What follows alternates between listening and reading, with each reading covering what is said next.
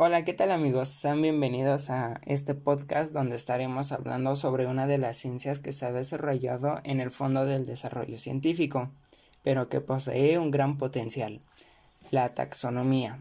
Como invitada tengo a mi señora madre, Rosy. Hola, ¿qué tal? Mucho gusto. Pues sí, estoy aquí para aprender e intercambiar ideas sobre este tema que se me hace muy complejo. Bueno, ¿sabes de qué va o más o menos qué es la taxonomía?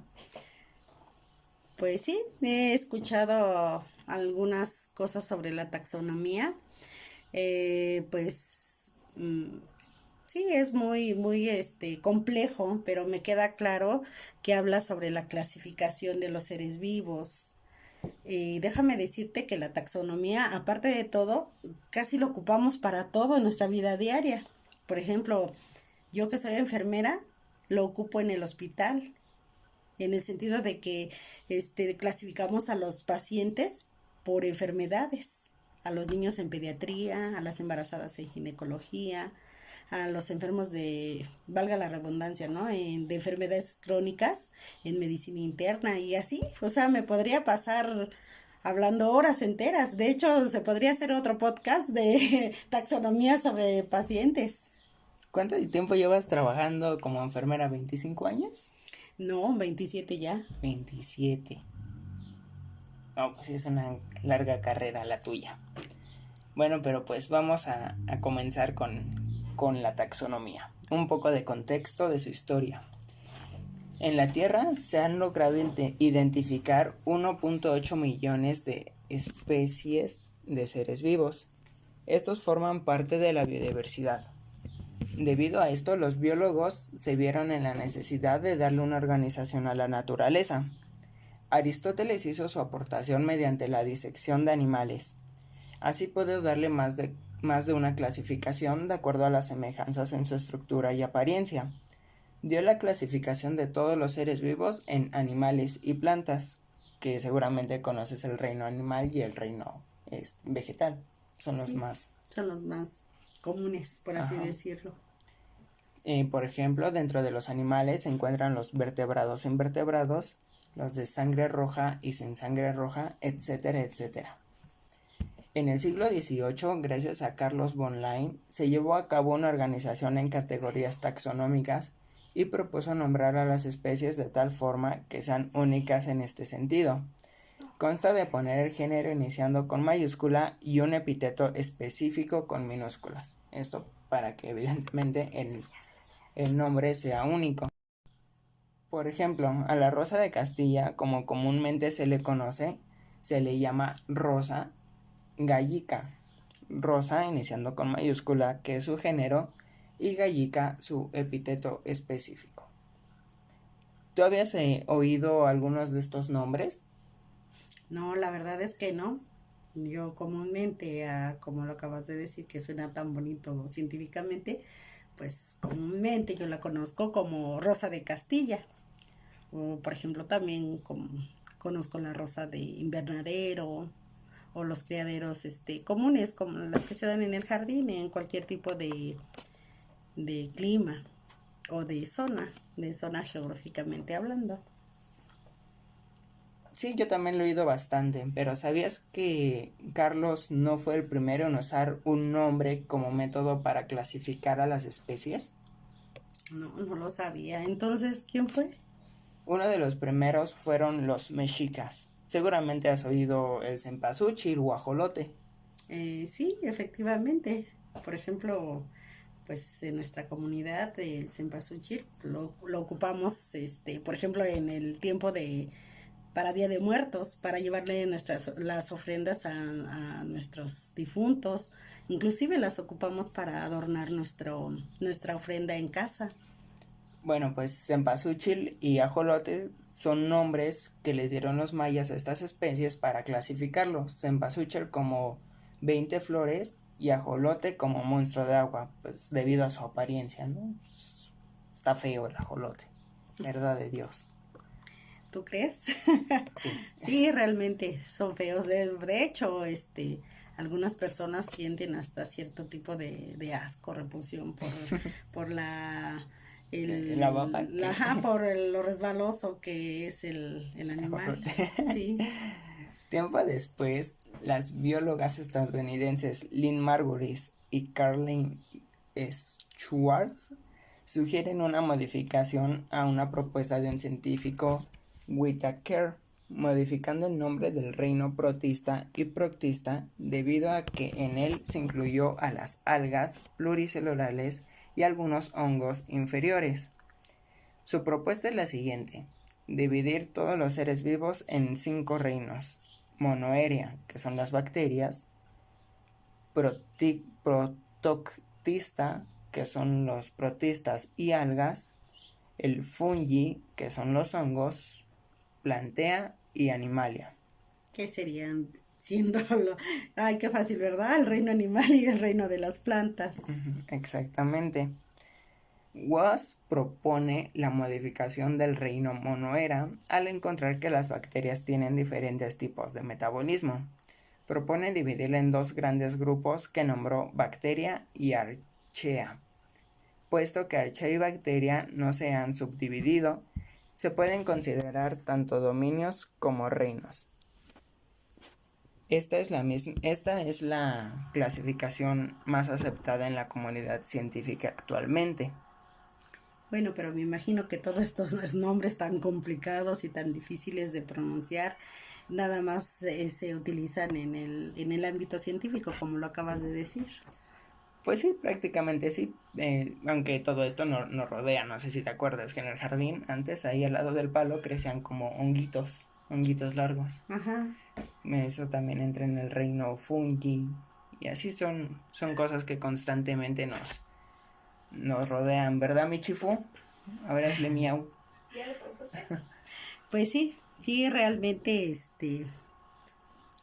bueno, te vuelvo a decir, es que es muy complejo. Para mí, todos estos nombres, realmente, aunque estoy relacionada a lo mejor con el área de medicina, para mí esto es completamente desconocido y muy, muy complejo. Trato de entenderlo, sé que la taxonomía, como te lo dije, pues se encarga de clasificar todo este tipo de especies, pero desconocía que había tantas, bueno, las 5, Los 5 reinos. ajá, los 5 reinos. Bueno, también hay muchas teorías que dicen que nada más hay 2 super reinos y se desprenden. Es un tema bastante interesante.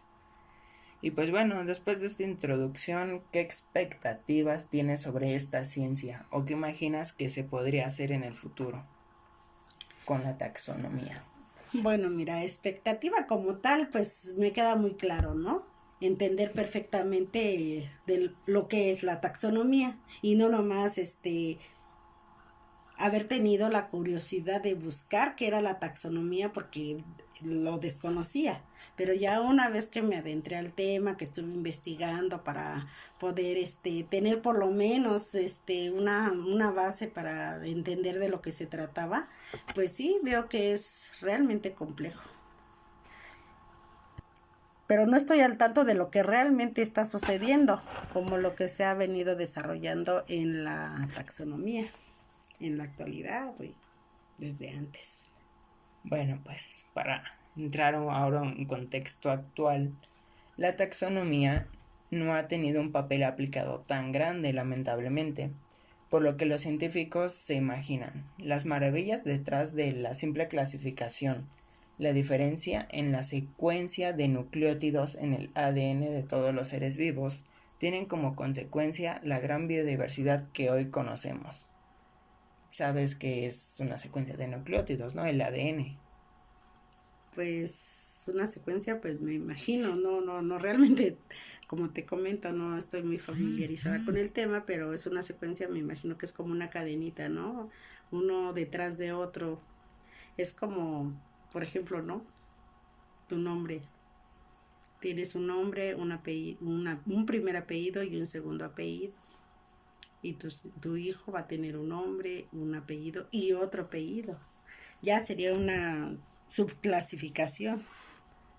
Pues es una analogía, pues de alguna manera buena, no se me había ocurrido, pero pues una secuencia de nucleótidos es nuestro código genético lo que nos da una identidad biológica única en toda la Tierra. Sí, como dice, no única e irrepetible, ¿no? Eres un ser único sobre la tierra. Eso pasa en todos los animales, aunque sean de la misma especie. Sí, eso pasa. Aunque no es dentro de la comunidad existen las mutaciones y es cuando se llevan a cabo la modificación en el código genético. Se llama variabilidad al momento de la división de la célula creada a partir de la fecundación. Hay algo que se llama variabilidad, que es que una pequeña sección de los cromosomas se puede partir y darle una estructura diferente al ADN, pero no por eso significa que el nuevo ser vivo vaya a salir mal o así, sino generalmente los que sobreviven tienen ese cambio nucleótido, ese cambio genético que los ayuda a sobrevivir. Y es lo que pues, ha hecho que muchos animales tengan este aumento de capacidades en la naturaleza. Es también lo que Darwin llama como selección natural. Oh, vaya, mira qué interesante. Realmente, se me hace muy interesante. Pues sí, esta secuencia de ADN es la base de la vida. Por lo que esto llevó a los científicos a crear una clasificación cuyo criterio fuera la secuencia de nucleótidos de cada especie y que ésta se representara como los códigos de barras que se emplean en el comercio para identificar los productos. Ah, ya sé, es como el código de barras, ¿no? Que trae cada producto. Sí, pues ahí dice, te acabo de decir que es el código de barras, pero sí. Ay, perdón. Sí, Creo que me agarraste distraída.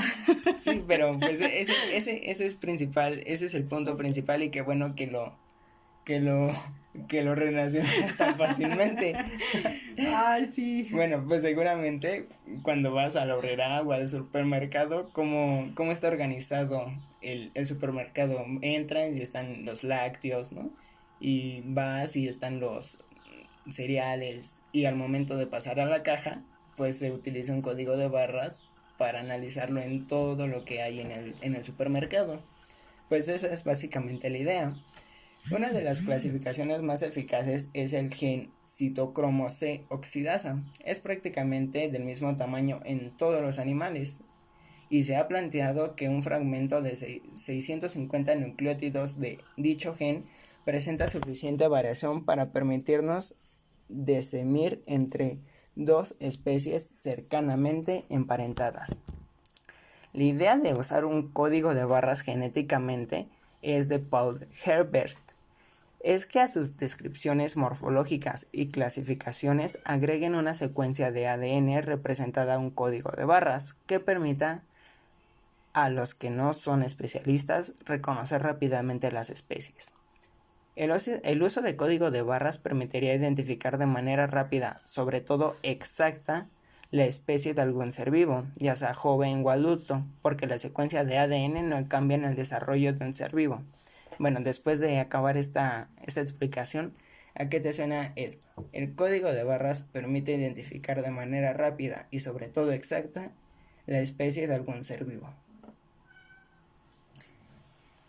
Híjole, pues no tengo la idea clara, pero creo que son las características que nos definen como personas individuales. Vaya, me refiero que, por ejemplo, creo que así lo entendí. Creo que un ser humano puede ser diferente, hablando científicamente, pero todos tienen dos ojos, una nariz, una boca, dos manos, y eso es lo que no cambia en ningún ser humano. ¿Estoy en lo correcto? Pues sí, y no, llevar un poco más, no solo en los seres humanos. Bueno, en todo, en todo. O sea, hay ciertas características que no van a cambiar. Por ejemplo, si compras un lote de leche, como me explicabas, pues el código de barras va a ser el mismo exactamente en ese producto de leche. Va a usar un diferente código de barras para los cereales y otro código de barras para las carnes frías, por ejemplo. Pero no cambia. ¿Es así? Imagínalo a los seres vivos. ¿En qué trabajo crees que le serviría a alguien que un alimento, un ser vivo, un pescado, una vaca o algo por el estilo, contenga un código de barras, que literalmente una vaca pase, tenga un código de barras y le dé toda su información?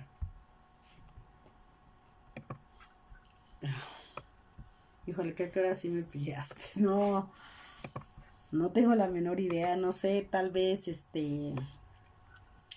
una vez, por ejemplo, hablando de la vaca, no es bastante grande, ¿no? Pero ese mismo código de barras va a servir para vender la cabeza, para vender una pierna, para vender las costillas, o sea, pero de un solo producto. Pues no, creo que no es a lo que estaba queriendo llegar, pero de alguna forma lo relacionas bien. Lo estás relacionando a lo mejor a un poco más a tu entorno cotidiano. Por ejemplo, hay ciertos parásitos, ciertas enfermedades que son únicas en especies. No sé si hayas escuchado en esto. Son Ujú. que, no sé, por ejemplo, tal pescado contiene una cierta enfermedad que es común en esa especie y pues si lo consumimos nos podríamos contagiar. Algo como lo que pasó con el murciélago. O con los puercos, ¿no? La tan famosa cistecircosis, Mm, que traen las larvas, la carne, y obviamente tú al consumirla te enfermas y sí lo puedes contagiar a otras personas. Ajá. Y el ADN lo tienen todos los seres vivos.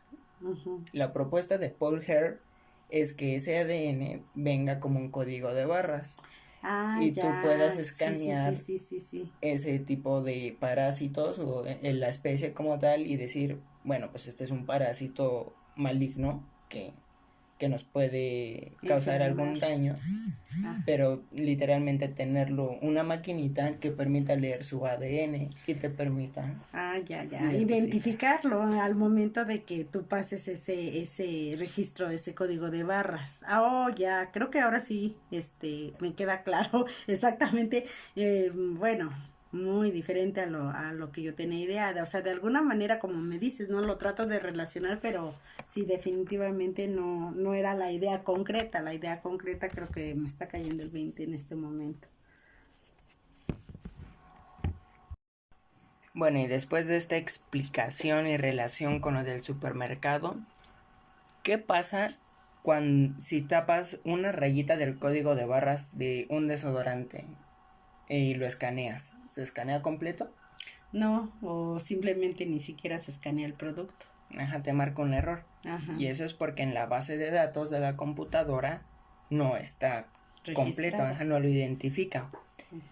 Y ahora con lo de las mutaciones que te dije de la variabilidad, que pequeños cachos de un cromosoma se cambian o mutaciones muy aleatorias en la naturaleza, ¿cómo crees que estas mutaciones o falta de información en una base de datos tan grande como es ADN de todos los seres vivos en el planeta, los más de 1.8 millones que comentábamos al principio, qué tan eficaz crees que sea usar este método de escáner genético para identificar una especie? Pues mira, pienso que la verdad facilitaría mucho su estudio, pero realmente, vámonos a la realidad, lo veo muy difícil. Y hablando científicamente, obviamente me queda claro que a este acceso solamente lo tendrían los científicos, los biólogos, que al final del día a nosotros como personas cotidianas, como seres cotidianos, pues nunca nos vamos a enterar de todo esto, pero si hablamos científicamente, creo que sería muy bueno. Sería muy bueno y simplificaría mucho. A veces algunos estudios se llevan años, años en tratar de estudiar algún tipo de clasificación o de subtipo de las plantas, de los hongos, de los animales, de todo esto, de lo que hablamos. Pero realmente sí sería muy bueno. Me parecería una idea extraordinaria ya que simplificaría y en primera simplificaría el trabajo para los científicos, biólogos y todos los que se dedican a este tema. Y sobre todo ganarían tiempo para seguir investigando aún más otras cosas más importantes. Bueno, pero estamos hablando de una base de datos gigantesca. Imagínate que por esta nueva dependencia que es inevitable a lo largo del tiempo, hay un error en la base de datos y te mande una especie completamente diferente y se pueda ser un caos. O sea, la tecnología, aunque nos beneficia mucho, también es generalmente nuestro mayor límite en el desarrollo. ¿Tú qué piensas que pasaría si alguna de estas fuentes no fuera confiable? O incluso, a veces este método de código de barras no se utiliza como un método para descubrir animales, porque estamos hablando de una base de datos. El humano independientemente tiene que encontrar ese ADN y, y subirlo a la base de datos. ¿No crees que el método de código de barras es ineficiente de alguna forma? Pues no lo creo porque se supone que si estamos hablando de una base de datos gigantesca, porque estamos hablando a nivel mundial, sin embargo, las personas que están estudiando este tipo de estas personas, estos científicos que están estudiando esto, no permitirían, bueno, creo yo, ¿verdad? No permitirían ningún error. Sería muy minucioso su estudio para poderlo ingresar a los datos. Y eso les daría a ellos la confianza de cero error, porque van a tener un tiempo de estudio y tener con todo el conocimiento eh, para poderlo ingresar a la base de datos. Sí, suena bastante interesante tu punto de vista. Bueno, un dato interesante es que en febrero de 2005, durante la primera reunión internacional del Consorcio del Código de Barras de la Vida, el Instituto de la Biología del UNAM representó a nuestro país y se sumó a la lista de los 170 instituciones de 50 países que apoyan esta iniciativa. ¿Qué opinas de esta decisión que tomó la UNAM? ¿Es correcta? A tu punto de vista, Sí, ¿qué sí te es parece? correcta, me parece fantástica porque fue lo que te mencioné al último. Como está encargado un grupo de personas preparadas, de científicos capaces, sobresalientes, creo que sería muy poco probable que hubiera error, porque se está llevando un estudio minucioso y nada más es un grupo de personas seleccionadas. Y aparte tú también estudiaste en UNAM, ¿no? En FES, Sí, Iztacala. sí, que realmente es el campo de la medicina, donde está psicología, odontología, medicina. Por allá del 93, ¿no? Me parece. 90 No, 88. 88. Bueno, casi. Pues, a ver, pues ya porque ya se nos está acabando el tiempo. Resume un poco de la información que obtuviste de este podcast y tu cierre final, ya, de todas tus opiniones. Bueno, pues para empezar, muchas gracias por haberme invitado y por tomarme en cuenta. La verdad, te soy sincera, no tenía idea ni siquiera que existiera la palabra taxonomía. Me di a la tarea de investigar lo más que pude y tratar de relacionarlo.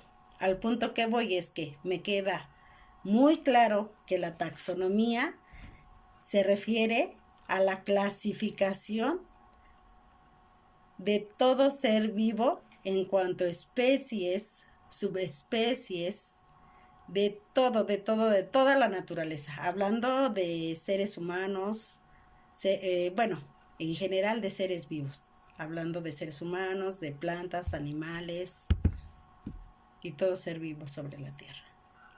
Que existe una clasificación, que son 5, y bueno, pues creo que esta vez aprendí mucho. Muchas gracias por haberme invitado nuevamente. De nada más, pues espero que ya vayamos a comer porque tengo hambre y hasta aquí el podcast.